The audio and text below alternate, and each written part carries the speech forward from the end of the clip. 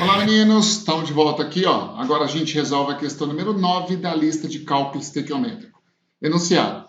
Observe a reação abaixo que ilustra a síntese do paracetamol. Ó, você reage esse composto que chama paraminofenol com anidrido acético, certo? Formando o paracetamol, que é o Tilenol, né? Mais o ácido acético, certo? Bom, aqui ele já forneceu os valores das massas molares de cada componente da reação, ó, tanto os reagentes quanto os produtos. Ou seja, facilita o nosso trabalho, né? Ó, foi realizada uma síntese de paracetamol utilizando 218 gramas de para-aminofenol e 102 gramas de anidrido acético. Opa! Ele forneceu a quantidade de todos os reagentes. Lembra? Desconfia. Deve haver reagente em excesso.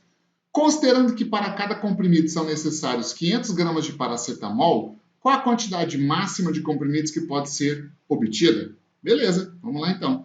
Bom, olha só, aqui eu tenho a equação já balanceada e nós já temos a proporção em mols, né? Então eu sei que 109 gramas do paraminofenol reage com 102 gramas do anidrido acético, formando 151 gramas do paracetamol. Isso já foi fornecido para a gente, né? O que a questão forneceu? Olha aqui, ó. Ele colocou para reagir 218 gramas de para-aminofenol. Então, de para-aminofenol, ele colocou 218 gramas. Para reagir com quanto? Com 102 gramas de anidrido acético. Então, ele colocou com 102 gramas de anidrido acético. Volto a falar para você. Rabisca o enunciado da questão. Isso é técnica de prova. Isso faz você evitar erro, né? Se eu colocar um X aqui, eu vou determinar qual a massa de paracetamol obtida, certo? Presta atenção.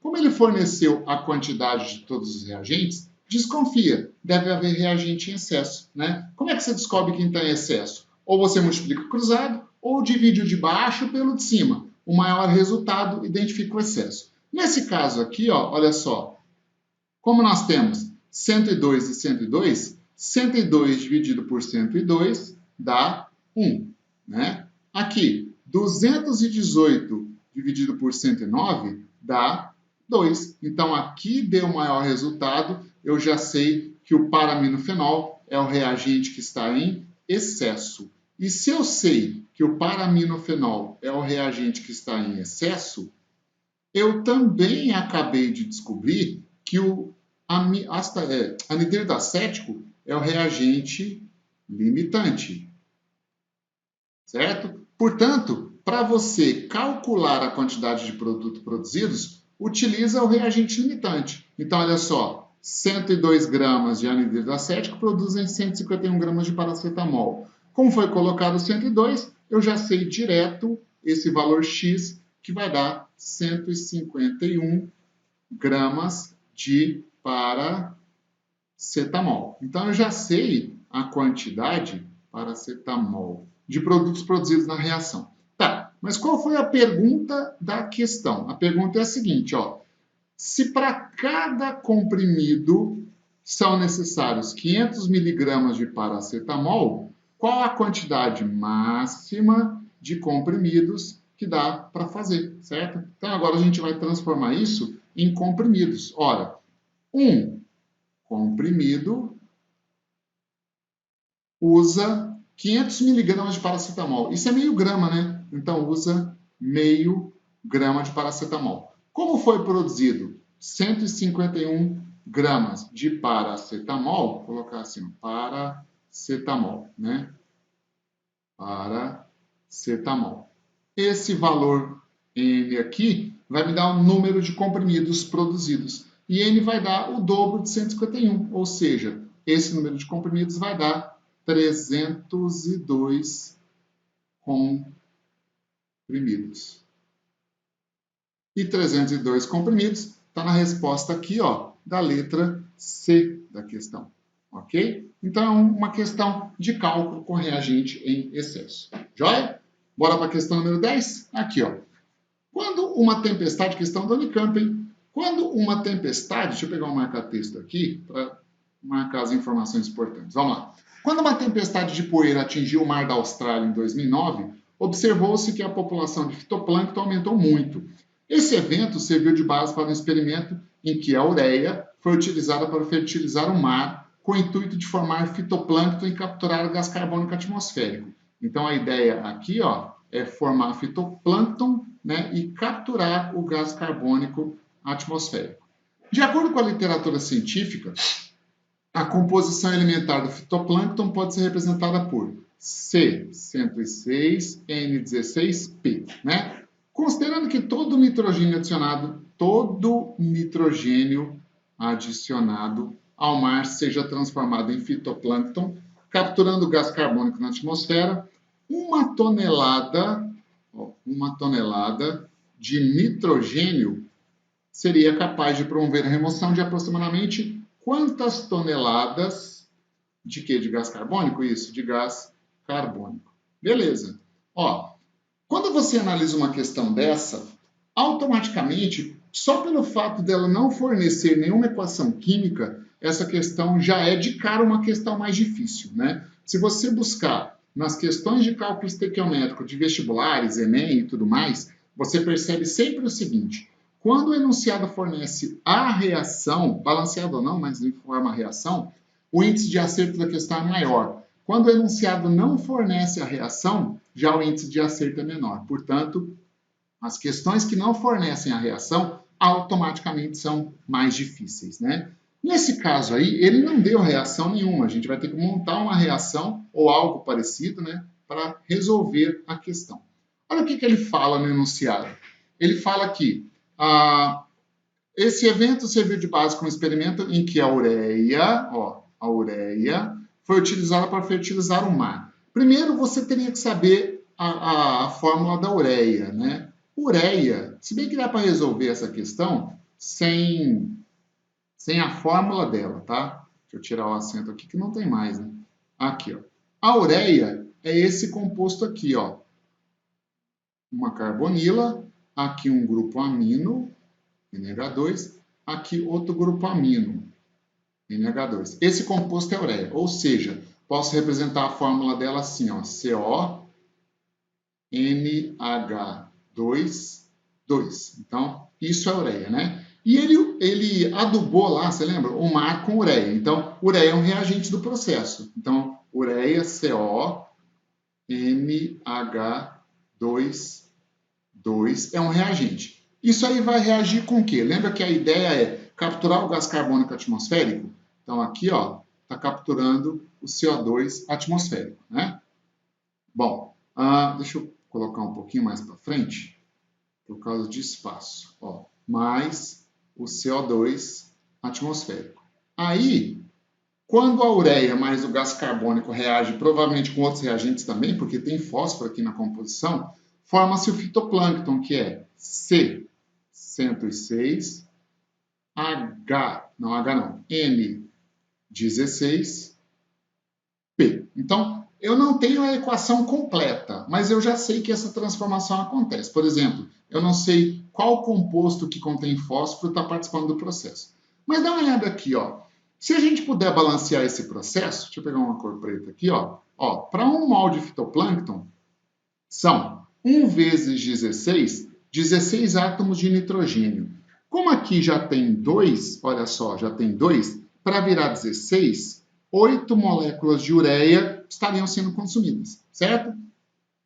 Quanto ao carbono, ó, são 106 átomos de carbono. Aqui tem 8. Para 106, faltam 98, né? Então, aqui, ó, são consumidos 98 mols de gás carbônico. Então, para esse fragmento da reação, entende que a reação não está completa, mas eu não preciso dela completa. Para esse fragmento da reação, eu sei que 8 mols de ureia consomem 98 mols de gás carbônico, produzindo 1 mol de fitoplâncton, ok? Bom, Acontece o seguinte, para você determinar a massa molar da ureia, né, soma aqui, ó, CONH2, nitrogênio é 14, mais 2, 16, então vezes 2, 32, mais 16 do oxigênio, mais 12 do carbono. Isso vai dar 60 gramas por mol, né? Então, 8 mols de ureia correspondem a 8 vezes 60 gramas, que reage consumindo 98 vezes... Quanto vai na massa molar do gás carbônico? 44, né? 98 vezes 44 gramas. Transformei para massa, porque o enunciado só fala em massas. Só que existe um detalhe importante na questão. Deixa eu buscar lá para a gente entender. Ó, ele fala aqui, ó, considere 1 tonelada de nitrogênio. Ele não fala 1 tonelada de ureia, ele fala 1 tonelada de nitrogênio. Quando eu uso aqui 60 gramas por mol, eu estou usando a massa molar da ureia. Acontece o seguinte, dentro desses 60 gramas, que é a massa molar da ureia, quanto tem de nitrogênio? Tem aqui, ó, 2 vezes 14, ou seja, de nitrogênio existem 28 gramas. Então, dentro da ureia, 28 gramas é nitrogênio, aproximadamente um pouco menos de 50%. Então, na verdade, como está usando 8 mols de ureia, aqui são 8 vezes 28 gramas de nitrogênio, só o nitrogênio. Eu separei o nitrogênio do restante da ureia. Quando 8 vezes 28 gramas de nitrogênio reagem, são consumidos 98 mols de gás carbônico, ou seja, 98 vezes 44 gramas de gás carbônico. Ele falou 1 tonelada de nitrogênio, né? Então, para 1 tonelada de nitrogênio, quanto de gás carbônico, vou chamar de X, vai ser retirado da atmosfera aqui, ó. Esse valor X vai dar, olha só, 1 tonelada vezes 98 vezes 44 gramas dividido por 8 vezes 28 gramas. Posso simplificar que unidade aí, ó, unidade de massa com unidade de massa, a resposta vai sair em toneladas, lá nas alternativas está em toneladas, então está coerente. Portanto, nosso cálculo ficou 98 vezes 44 dividido por 8 vezes 28. Esse cálculo aqui, ele dá 19, ó, esse x vai dar aproximadamente 19,25 toneladas de gás carbônico CO2 gasoso. E aí, ele pede a alternativa que contém a massa aproximada, né? Então, a massa aproximada está aqui, ó, na resposta da letra B da questão, certo? Uma questão da Unicamp, uma questão de nível bem elevado. Essa questão não é fácil, principalmente ter a sacada de montar essa reação, ou esse pedaço de reação, esse fragmento de reação, certo? Ok? Vamos lá para a questão número 11 já, ó. Nas últimas décadas, o consumo de margarina vem sendo elevado no Brasil através da substituição da manteiga e do crescente aumento da manufatura e na ingestão de produtos alimentícios industrializados, contendo gordura hidrogenada. Na obtenção de margarinas, a partir da hidrogenação catalítica de óleos vegetais, uma reação das que ocorrem pode ser representada por... Então, aqui ele forneceu, ó, o ácido linoleico, reagindo com hidrogênio, isso se chama hidrogenação catalítica, formando o ácido esteárico, né? Com base na equação apresentada acima, o volume de gás hidrogênio em litros, então isso aqui, ó, é a pergunta, o volume de gás hidrogênio em litros, que deve ser usado para a conversão total de 28 gramas de ácido linoleico em ácido esteárico, sendo o volume molar, importante informação, ó, 9,08 litros, quando a temperatura é 170 graus Celsius e a pressão é 4 atm, é de quanto? Então, beleza. Qual é a pergunta da questão? Ele quer saber o volume de gás hidrogênio em litros. Aqui eu tenho a equação balanceada, né?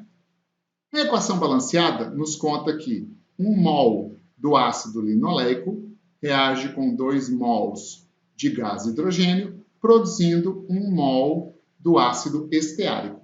Chegou a hora de você fazer o quê? Conversão de unidades, né? Quando ele fala aqui do ácido linoleico, ele menciona massa. Então, eu preciso transformar 1 mol de ácido linoleico em massa, né? Como você calcula a massa molar dele, então? São C, 17 carbonos, H, 31, COOH, né? Então, aqui você vai somar 17 vezes 12, mais 31, mais 12 de novo, mais 16, mais 16, mais 1. Quando você somar isso tudo, eu já tenho esse valor pronto, ele dá 280 gramas por mol, ok? Então, olha só, eu vou converter aqui, ó, a proporção em mols para massa, porque a questão exige isso. Se eu não fizer isso, eu não resolvo a questão. E ele fala do volume molar de gás nessas condições. Então, eu vou transformar aqui hidrogênio para volume molar do jeito que ele deu, 9,08 litros. Portanto, olha só, 1 mol de ácido esteárico corresponde a, linoleico, né, corresponde a 280 gramas. Quando reagem, produz 2 mols de hidrogênio, consome, né, 2 mols de hidrogênio, ou seja, 2 vezes 9,08 litros, né? Qual foi a pergunta? 28 gramas do ácido linoleico. Se ele reagir 28 gramas do ácido linoleico, X me dá o volume de gás hidrogênio consumido no processo. Portanto, esse volume X aqui, ó, vai dar quanto? Vai dar 28 gramas vezes 2 vezes 9,08 litros dividido por 280 gramas, né? Aqui, ó, posso simplificar a primeira unidade de massa, gramas com gramas. Ainda posso simplificar, olha, a 280 por 28, ó, 28 por 280 vai dar 10 aqui embaixo. Então, ficou 2 vezes 9,08 dividido por 10. 2 vezes 9,08 dividido por 10 vai dar 1,81 litros de gás hidrogênio H2 gasoso. Isso aí está aqui, ó, na resposta da letra A. Beleza? Então, fizemos uma sequência de 3 questões já de nível mais elevado. Beleza? Aguardo você, então, para a próxima questão. Abraço!